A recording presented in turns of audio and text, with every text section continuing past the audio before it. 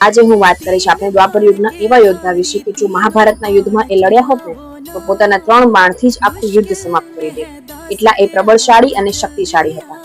એ હતા ભીમના પૌત્ર અને ઘટોત્કચના પુત્ર બર્બરી. પ્રભુ શ્રી કૃષ્ણએ જ્યારે એમને પૂછ્યું કે તમે કોની તરફથી યુદ્ધ લડશો, ત્યારે એમને જવાબ આપતા કહ્યું કે જે પક્ષ નબળો હશે, જે પક્ષ હારતો હશે, હું એ પક્ષ તરફથી લડીશ. એવું મેં મારી માતાને વચન આપ્યું છે. શ્રી કૃષ્ણ પણ વિચાર આવ્યો કે આમ તો જે પક્ષ હારશે એના તરફ બર્બરીક જઈને રમશે તો યુદ્ધ ક્યારેય સમાપ્ત નહીં થાય અને ધર્મની ક્યારેય વિજય નહીં થાય. શ્રી કૃષ્ણ ભગવાને બર્બરીકને પૂછ્યું કે તમે આટલા પ્રબળ અને શક્તિશાળી છો એ હું કઈ રીતે માનું? તો બર્બરીકજીએ કહ્યું કે તમે ઈચ્છો એ મારી કસોટી કરી શકો. પ્રભુ શ્રી કૃષ્ણએ કસોટી રૂપે એક તીરથી ઝાડ પર રહેલા દરેક પાન વીંધવા કહ્યું અને આ કસોટીમાં બર્બરીકજી સફળ રહ્યા.